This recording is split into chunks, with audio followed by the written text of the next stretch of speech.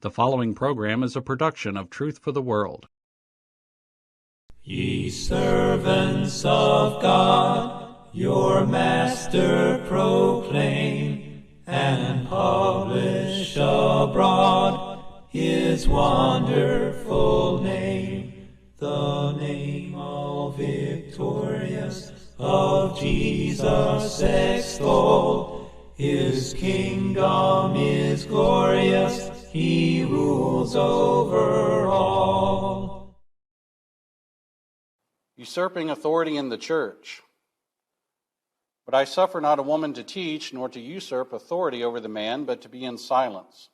Now the King James Version may have a different, has usurp, but other versions may have a different word.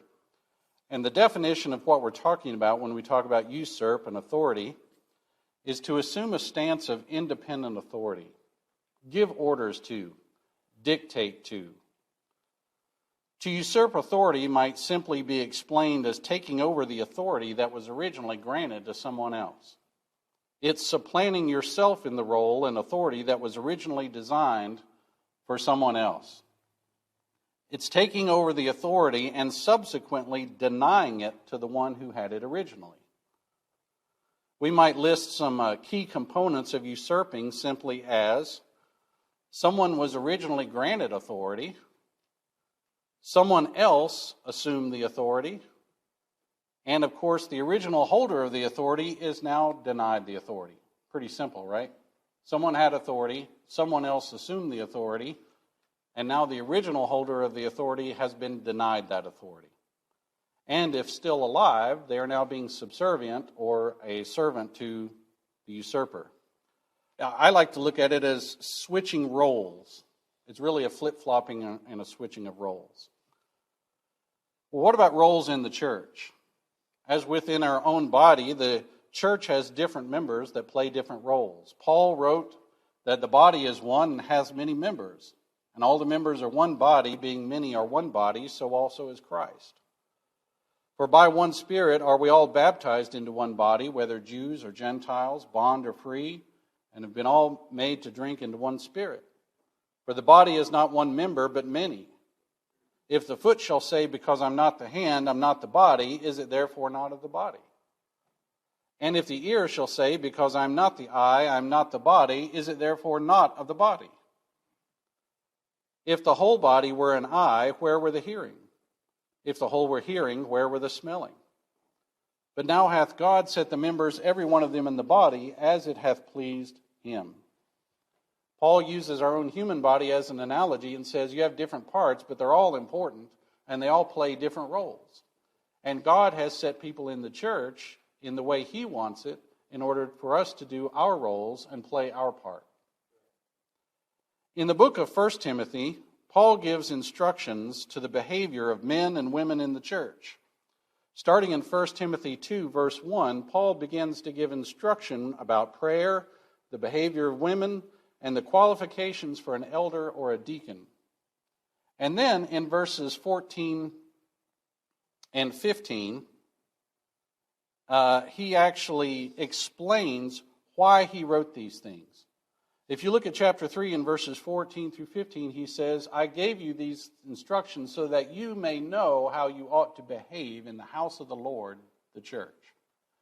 So what he's talking about is apparently through chapters 2 through 3 is instructions for people of how to behave in the church of God. And in verse 8 of chapter 2, we find out men are to lead the prayers. I desire therefore that the men pray in every place, lifting up holy hands without wrath and disputing. In verse 11, we see that women are to learn.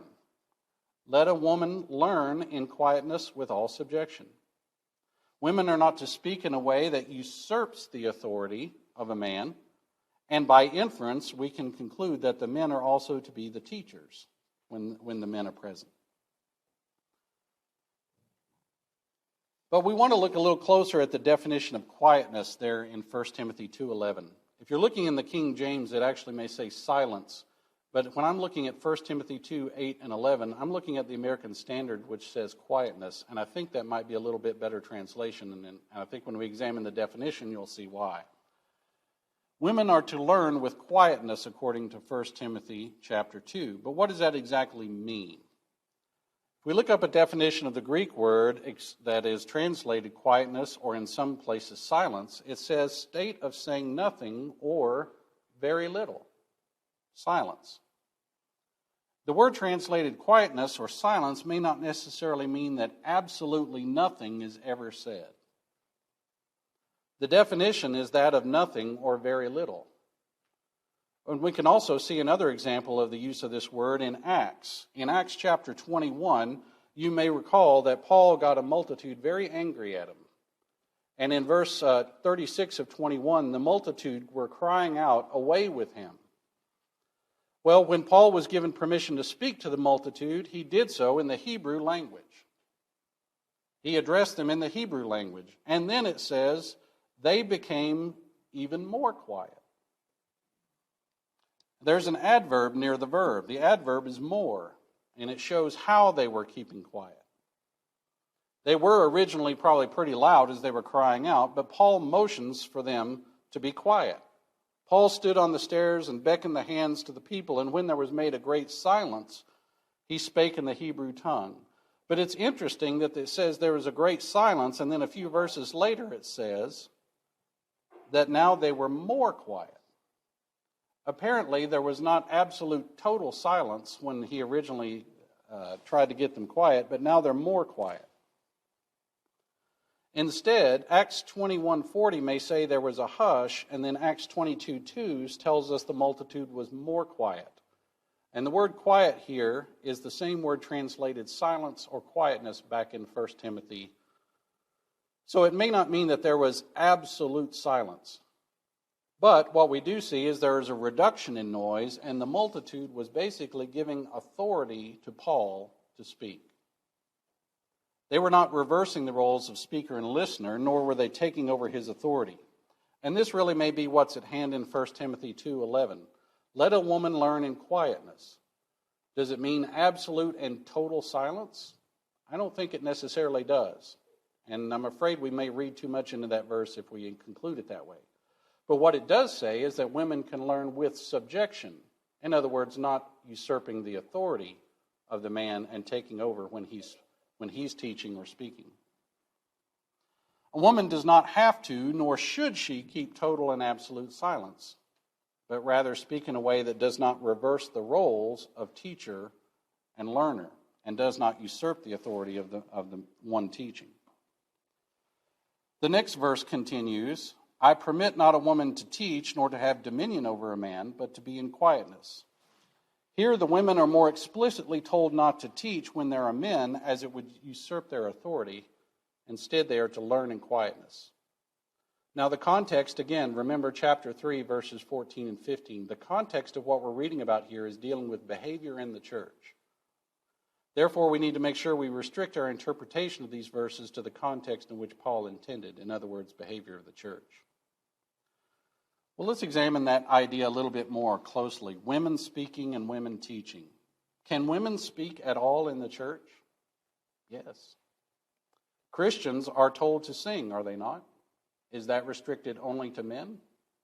Not that I see in the verses. Ephesians 5:19, speaking to yourselves in psalms and hymns and spiritual songs, singing and making melody in your heart to the Lord. If women are to be obedient to this, then they need to speak in the church. And what is singing for? Colossians 3:16. Let the word of Christ dwell in you richly in all wisdom, teaching and admonishing one another in psalms and hymns and spiritual songs, singing with grace in your hearts to the Lord. Singing is for teaching. That's the purpose of it. If women can sing in the church, then they can teach in the church, because singing is teaching. Therefore, it is scriptural for a woman to speak and to teach in the church. She does so just by singing. But Paul said he didn't permit a woman to teach. If women are not permitted to teach, then how are they permitted to sing, which is teaching? Well, to answer this, we have to examine the context of what's being said and remember the roles that God has established. The context here is talking about someone teaching and someone learning. Women are supposed to learn in quietness, yet they're supposed to teach through singing. So in other words, how can we explain these verses that sound like they might actually contradict? Because in verse 11 he says, learn in quietness, and I permit not a woman to teach. But singing is teaching. Well, notice in verse 11, women are to learn, but to do so in subjection to the man. Then in verse 12, they're not to be teachers, but rather avoid usurping authority over the man.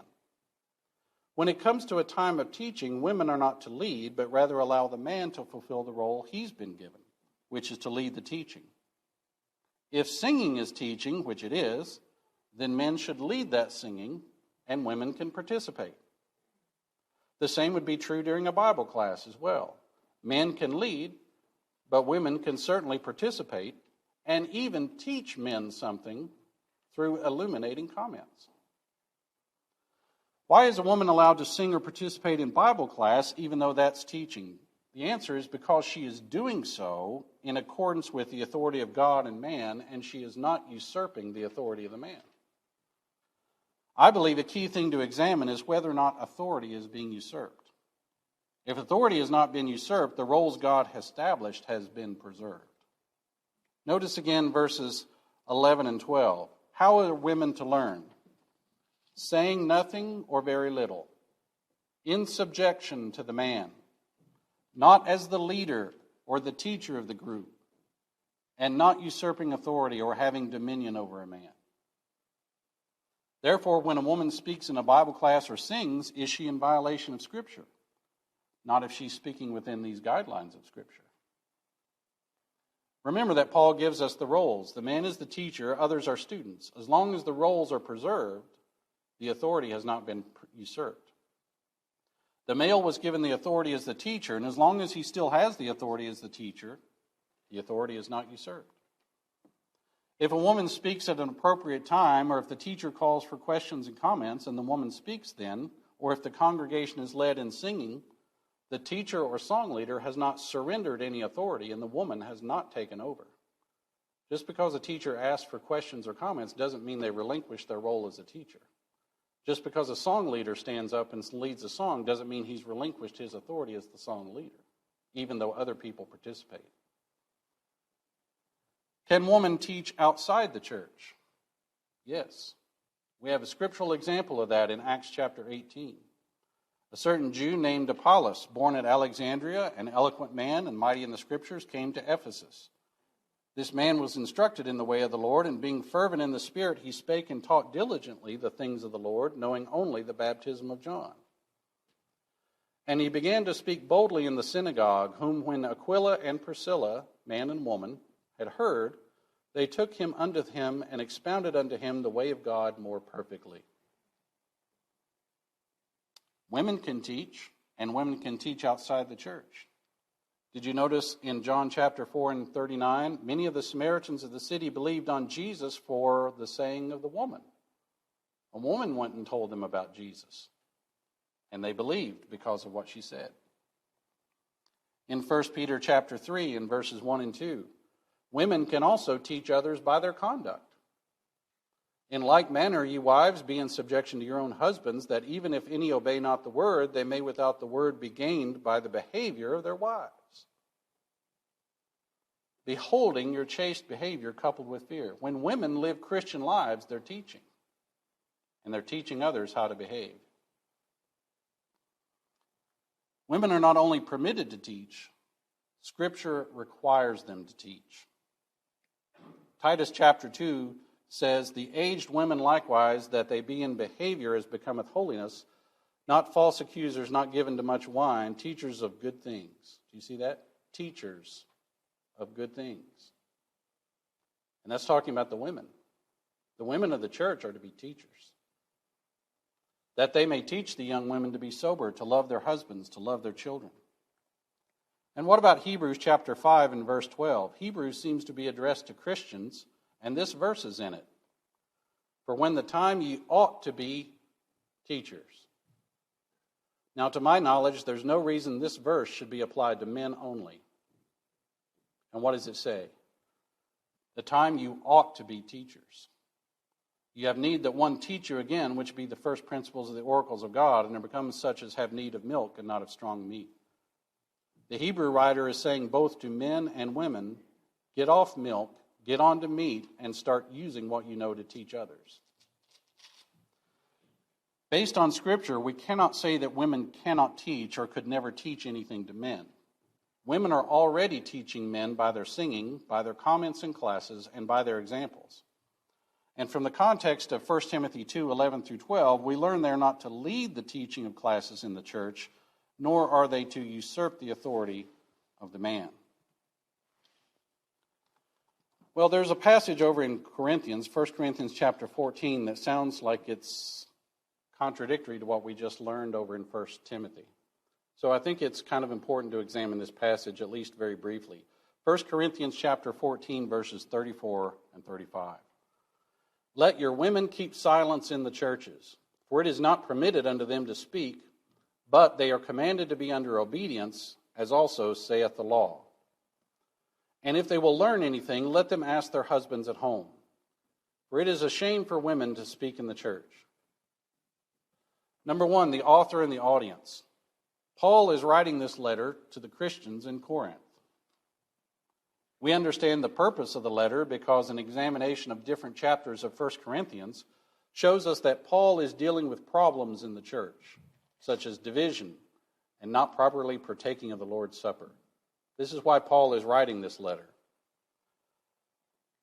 Then we also look at the literary context. In chapters 12 through 14, and of course these are the chapters in which our verses in question reside, in chapters 12 through 14, Paul is instructing them about the usage of miraculous gifts in the church. Notice chapter 12 and verse 1. Concerning spiritual gifts, brethren, I would not have you ignorant. The context right before and right after the verses in question, chapter 14, verses 34 and 35, are also dealing with spiritual gifts. Notice the verses right before and right after the verses in question. For ye may all prophesy one by one, and that all may learn and all be comforted, verse 31. And the spirits of the prophets are subject to the prophets. For God is not the author of confusion, but of peace, as in all churches of the saints. These verses are talking about miraculous prophesying in the church. But then skip forward to verses 37 through 40, which comes pretty close right after the verses in question. If any man think himself to be a prophet or spiritual, let him acknowledge that the things that I write unto you are the commandments of the Lord. But if any man be ignorant, let him be ignorant. Wherefore, brethren, covet to prophesy, and forbid not to speak with tongues. Let all things be done decently and in order. Therefore, the literary context of the verses in question is instruction regarding the use of spiritual gifts, including prophesying in the church. That's the context within the chapter. We also look at historical context. The New Testament had not been fully completed at this time, and the church in Corinth relied on prophecies to give them revelation. They needed these prophecies, and it was probably a regular part of their coming together, because at the time they did not have the completed New Testament. The word, if we look at the definition of the word translated silence here, it actually turns out to be stronger than the words translated silence or quietness over in 1 Timothy. This is a Greek word, sigao, which means say nothing, keep still, keep silent. Over in 1 Timothy, the word is a totally different word, basically. It's esukia. Here it's sigao. And in this one, it's a little stronger. What we're talking about here is not just the idea of speaking little, but rather the idea of absolute silence. The same Greek word is used just a few verses prior. If we look back at chapter 14, verses 27 and through 28, this is the Greek word sigao in use here.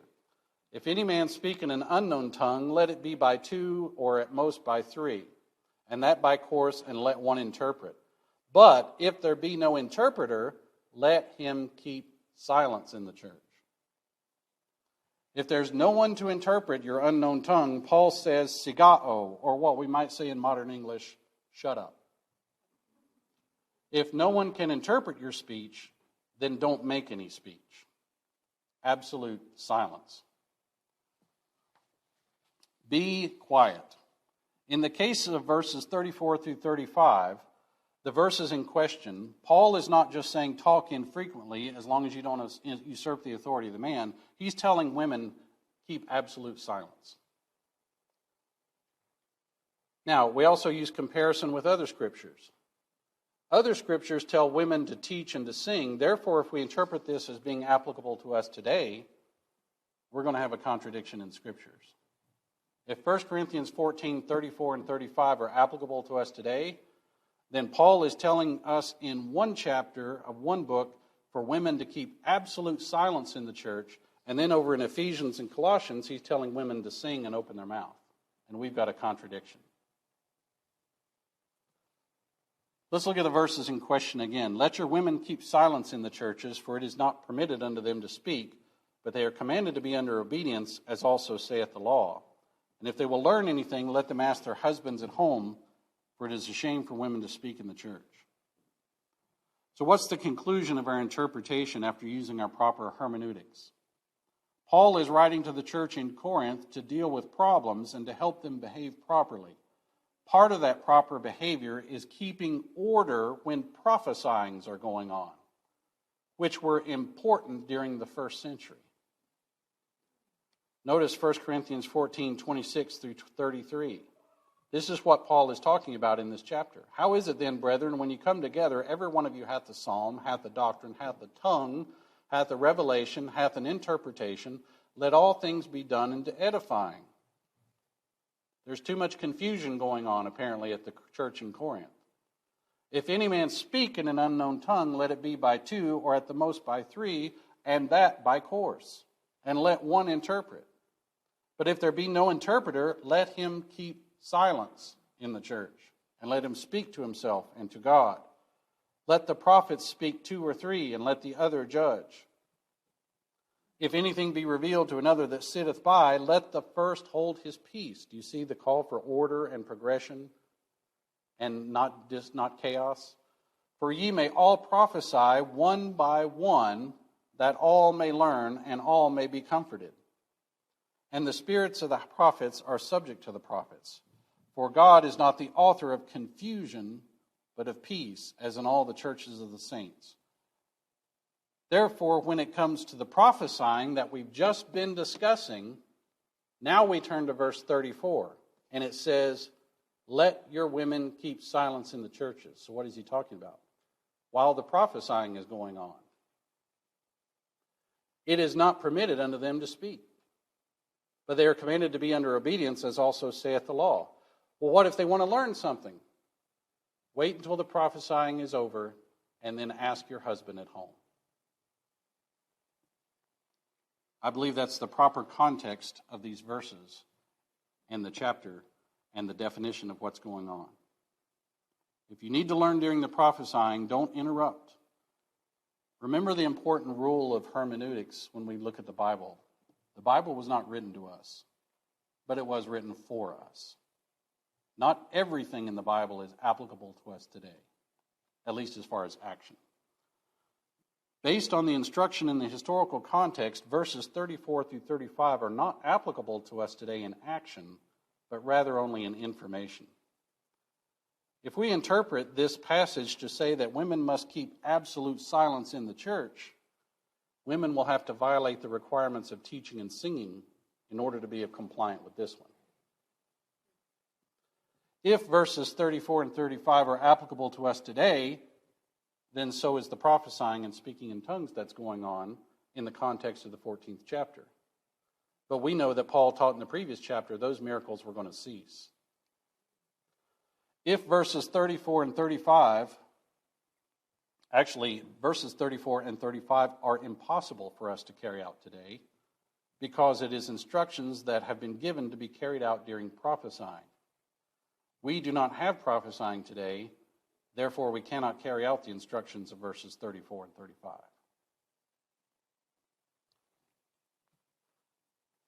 Therefore, verses 34 through 35 of 1 Corinthians 14 are instructions given by Paul to Christians in Corinth in the first century and are not only not applicable to us today, but they are impossible for us to fulfill.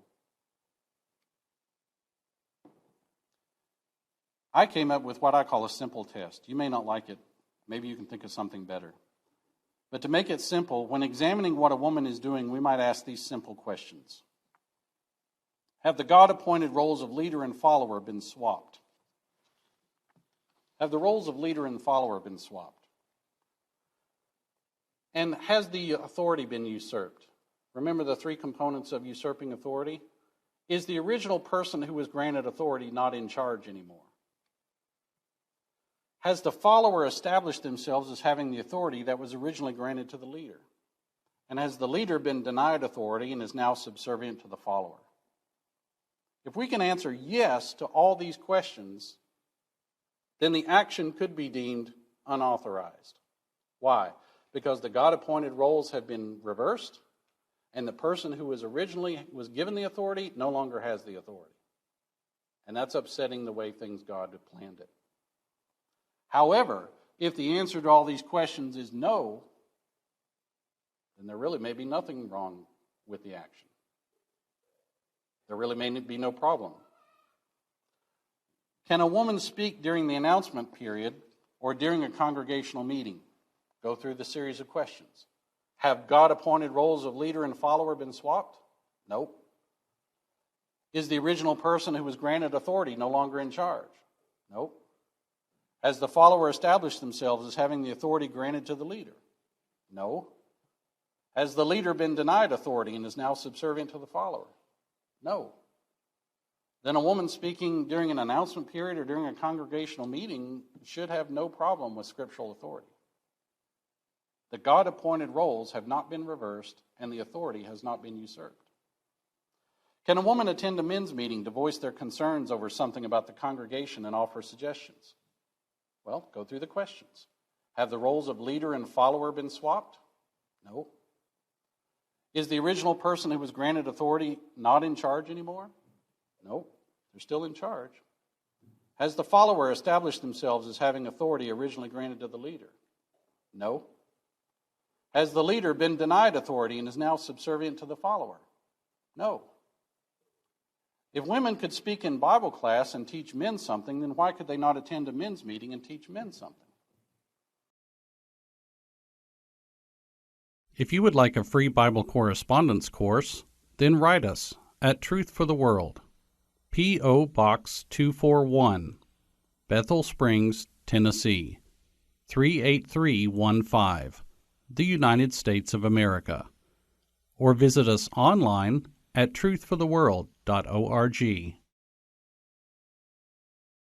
Paul said, I have planted, Apollos watered, but God gave the increase. Truth for the World is committed to sowing the seed as much as we can. Our Bible teaching goes on day and night and reaches into countries around the world. Students take correspondence courses, listen to our radio programs, watch our videos, and register at our Bible college.